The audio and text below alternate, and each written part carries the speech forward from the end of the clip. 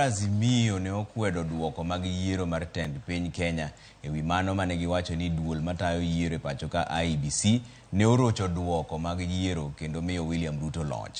E duoko mane olandi kod jakom IEBC machon Wafula Chebukati, William Ruto ne obedo jaloch bang' yudo ombulu milion 7.1 ka iluwe machiegni kod ogai mar Azimio Raila Odinga gi ombulu milion 6.9. Pogruok e kind jotelo ariyogo ne ombulu 233 gi 211 kende. To kata kamano, duoko mag IEBC ne yango ni e kauntis 4 ma Kaluo, ombulu maromo 595 gi 808 ne onende udi ma ok ogo. To en ang'o madibedi ni notimore? Jafwambo marwa mar siasa Chris Owino kolonwa wachni. I, Wafula Chebukati, Chairperson of the Independent Electoral and Boundaries Commission, hereby declares that Ruto William Samoei has been duly elected as the president.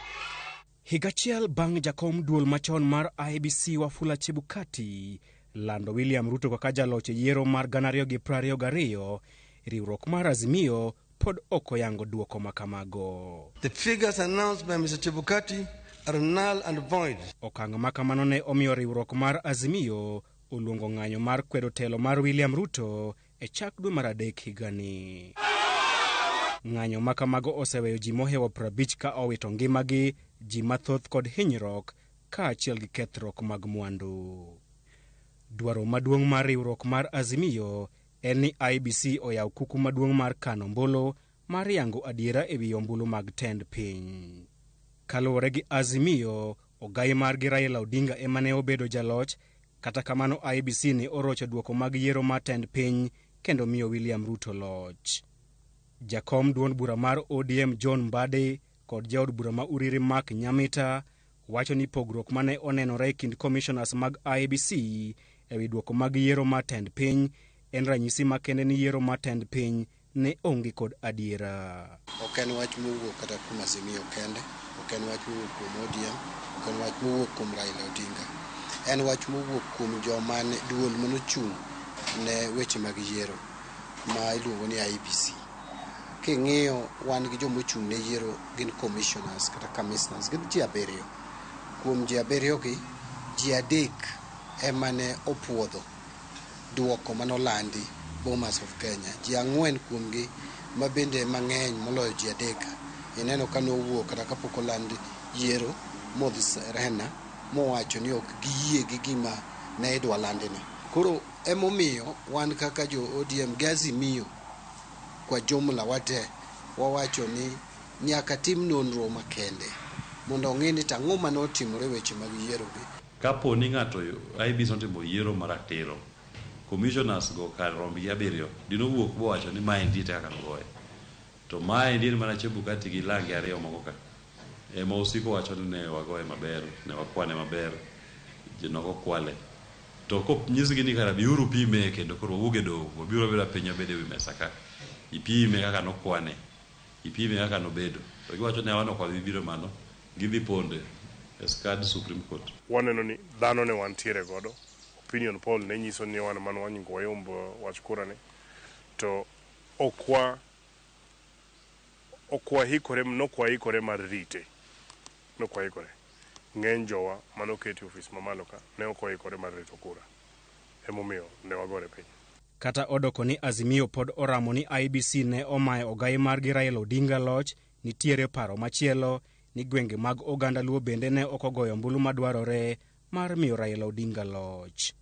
Kaka Ramogi TV ne wadok chien mar menyo ni to oganda Luo manen gi geno ni kura mar 2022 koro ne dhi keto wuodgi e loch, to ne owuotho nade e ombulu mar tarik 9 dwe mar 8 higa mar 2022. Kaluwore gi kwan mag IEBC, jogo mane ondikore kaka jogo ombulu e kaunti ma Siaya e yiero mar 2022 ne gin ji maromo 533,603.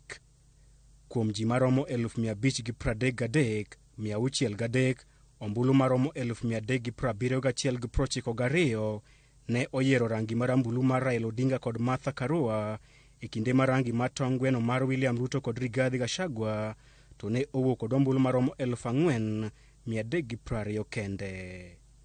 Jachung' mar Agano Party Waiga Mwaure kod nyawadgi mar Roots Party Ngire George Wajakoya ne oyudo ombulu maromo 940 koriw e kinde ma ombulu maromo 1,894 to ne okethore.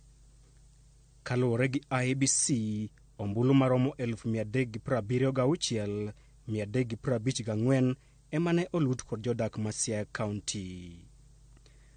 Manyiso ni kuom ji 533,602 mane ondikore ka jogo ombulu e kaunti ma Siaya, mana ji maromo 372,248 kende ema ne owuok oko mar luto ombulu e yiero mokalo.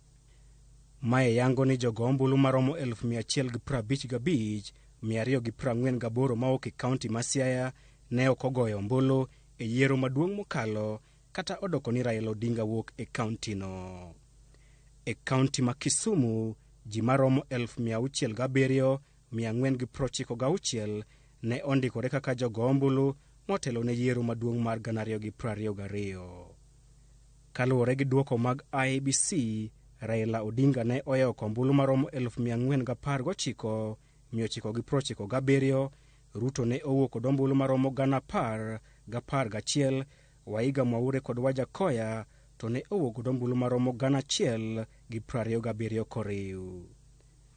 Ombulu maromo 2,572 ne okethore e kinde ma ombulu maromo 431 kod 5 ne opuodh kod duol mar IEBC.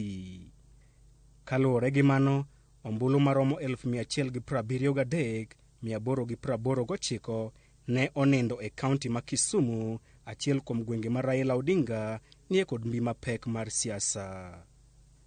Kowuok e kaunti ma Kisumu, Nyong'ong marwa ong'ong'o wang'e e kaunti ma Homa Bay. E yiero mar 2022, kaunti ma Homa Bay ne kod jogo ombulu maromo 551,111. Kuom kwan makamano, ji maromo 399,784 ne osiro otiko mar Raila Odinga kod Martha Karua e kinde ma okapu mar William Ruto kod Rigathi Gachagua to ne ong'wano ombulu maromo 3,497. Waiga Mwaure kod Ngire Wajakoya ne oyie kod ombulu maromo 831 e kinde ma ombulu maromo 2,045 to ne okethore. Ombulu maromo 404,112 ne opuodh kod IEBC, mayango ni e kaunti ma Homa Bay, ombulu maromo 1,047,2 ne okochopo e kuonde luto ombulu e yiero maduong' mokalo. Kalapapla marwa ne ong'ado nam kendo goyo ng'wech nyaka e kaunti ma Migori. Ler mag IEBC yango ni kaunti ma Migori ne en kod jogo ombulu maromo 469 kod 53 ne jolar kom ten piny moro amora e yiero maduong' mokalo. Kuom kwan makamano, jogo ombulu maromo 294,136 ne oyie kod otiko mar Baba na Martha e kinde ma jogo ombulu maromo 52,525 ne othal kod chenro mar bottom up mar William Ruto kod Rigathi Gachagua. Jogo ombulu maromo 1,112 to ne opango lai e tok Waiga Mwaure kod Ngire George Wajakoya. Ombulu maromo 1,611 ne okochopo dwaro mar kweth mar Wafula Chebukati. Kwan makamago keto e lela ni ji maromo 119,669 ne okoketo e tim ratiro margi mar siasa mar goyo ombulu e yiero maduong' mokalo e kaunti ma Migori. Mae nyiso ni e kauntis 4 ma Kaluo, ombulu maromo 595,808 ne onindo e udi e gwenge ma ogai mar Azimio Raila Odinga nie kod mbi mapek mar siasa. Penjo maduong' en ni ang'o momiyo kwan mag ombulu maduong' ma kamae ne onindo e udi e kauntis mag onagi kata odoko ni wuodgi ne laro tend piny. Dibed ni oganda Luo ne okwano nyithi gwen kapok gweno otoyo tong' kose. Ne samoro wanyalo bedo gi miluongo ni overconfidence gi dho ngere, okay? Baba oseyombo. gini wasekao, okay? Koro kucha achiel ne to gini to timore wasekao. Onge gima pogruok moro manyalo kelo. Wang'ni ne wadhi e kura ka wantiere gi sirikal ne wacho ni ne ni korwa.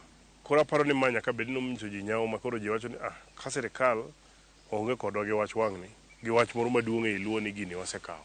Koro ng'ato chiwo sa 12 pok odhi go kura, en oseyang'o diel, gini wasetimore nade? Gini wasekawo. Yiero ma jo Kenya mang'eny wuok nega motegno king'iyo mos en mana mar malo ka mar rais, nikech mano e kuma idware kura mar ji duto mondo wuogi. To mano e kuma ne joluo no kowuoke malong'o. Ji nokawo ne sirikal ni deep state kaka ne giwacho biro konyo jatelo mondo oyud gini. Wiwa no wil ni ok en ga deep state, gini en ga jopiny ma joluo ne chop atamalo 90 mondo go kura. An yie Raila de sani en president mar Kenya. Nyaka ne wachak go kura gi multi party ka 92 wasebedo ka wadhi e yiero ka sirikal mantie ok dwarwa. Koro ne nitie mor gi lo mane wan go ni wang'ni to koro sirikal mantie onge kodwa gi wach. Koro jomoko ne nyalo bedo gi paro no, to mano ne en paro marach kabisa kupo ne e pach jowa moko mano mono gi chope polling station, nikech in sami wacho ni deep state dhi miyo utelo ni odhi miyo utelo kuwuok kanye ka ok go kura.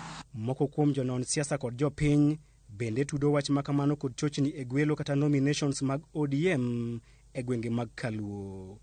Adira ni kanye. Kirango kata governors joma nochung' Kaluo, onge governor mane odhiano post. Campaign ne en campaign ma iye liet. Kendo kura sami goyoga, ja ogo ombulu kodhige go ombulu no, iyudo ko ogo ombulu ne president, imiya ombulu 6. Ok wachga ni wan wabiro mana gone governor marwa kendo, or wan wabiro mana gone president. Koro campaign notimore Kaluo. Mano ka yie gi wach mar ni nominations mag ODM nonego chuny jopiny mondo gigo ombulu. Political parties kata kaka ODM adieri makende, ODM onge capacity mar timo nomination. Kata parties moko gionge capacity. Gionge capacity niya nomination mag chama are almost like a general election. Kich kange time MCA, women rep, ginoero kamano. Kom ka kom nigi candidates abich, nyakange goal ballot papers. IEBC tiyo gi about 40 billion to do this thing. Unto, udono utime kaendi, gi less than a billion, sambora million 500. Ok nyalre. An gi pacha, ta feel ni neno wach mar consensus, okorach. An pok abedo gi direct ticket, pok nomiya, ok ahere ahinya. To okorach kupo ni otie olose maber. Gima no kwatimo maber en ne wach ma direct ticket ni noningo waikre ne, to ne ok waikore maber. Mokwongo noningo bed ni waketo candidates wagi otim giluongo ni bonding giromo, especially areas ma competition ni malo ahinya. Watimo bonding, jibedo kata ka compete to hera moro nitie ni ukechun joka ng'ata achiel. Mano ne ok watimo. Chiwo direct ticket en e pend chik mag parties ogogo, okay? To samoro ne nyalo miyo chuny jomoko nyawo, okay? Mamiyo koro kochopo seche kata wacho ni an ng'at ng'ane to koro ang'o? Koro ok oyudo, koro an bende atimo ang'o? An koro ok adhi go kura. Tok yudo otiko mar ODM, jogo mane ochung' e laro kombe mag siasa bende wachore ne oweyo tiyo matek mar manyo ombulu ka gin ne giseng'eyo ni kuondego ne osedonjo. Niwinjo ka koko wuok ni Mbadi goyo candidates mag ODM. To an ok ago candidates mag ODM. Nakonogi ni unindo, chieuru, mondo chak campaign. We uru celebrate, utikni manyo yudo, utiko eru yudo, udhi yude kombeu. To be udhi golo jowa mondo kam okokura kaka wadwaro. Kech mane gima important piny Luo. To ng'eny jowa and I hope ni okobi winjore mopogore kendo. Ng'eny jowa kano yudo tiko negi dhi e honeymoon, negi dhi chela ko celebrate, gi negi manyo kombegi. Ne ok many ne ng'enywa ni wuondo Raila ni wakonyi lweny to ne gidich gi kombegi. Koro mondo mi ne gichok jowa mondo gigol jowa e villages mondo jowa ong'e ni kura ni gi pek marom nade nobedo maonge. Then ji mang'eny bende koro ne wang' ni to jakom dhi time nade emomiyo wayudo 72%. Kopo ni ji obiro ji 15,000 mogo kura to ji 7,000 go kura to ne gin ji 14,000 ji 7,800 an ng'e ni pod oyiero ayiera. Ting'e ni mano ok en kaka mar president. Mar president en ng'eny mar ji nikech kama ugoye ni unugoye tiriwe, pod idhi pime gi ma Mombasa, pod ipime gi ma Marsabit, pod ipime gi ma kumachielo.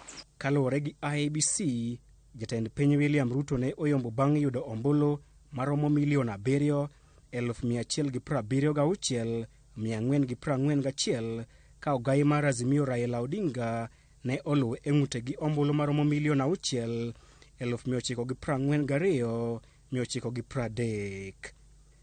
Mae yango ni pogruok e kind William Ruto kod Raila Odinga ne en ombulu maromo 233,211 kende. Turnout wa mawang' ni nyowuok e Nyanza ni nyorach. King'iyo gi higa mane wayude turnout ma piny ne manyotimore ni en 97. Higa 2002 ne turnout obedo 78%, I remember. 2007 to nwago almost 90%. Over 90%. To 2013 mene 80 something 85 86. Kata mana 2017 yo en over 80%. Kuro this time to nyorach nikech turnout marwa nyo 72%. Kata obedo ni ne osetimore kaka ne otimore, paro pod nitie ni puonj nyalo bedo ne oganda Luo e higni mabiro kaluwore gi dwaro mar mondo giwuog oko kar rombgi mondo duondgi kod tekogi owinjore e paw siasa ma Kenya, ahinya to e weche mag kura. Chris Owino, Ramogi TV, Nairobi.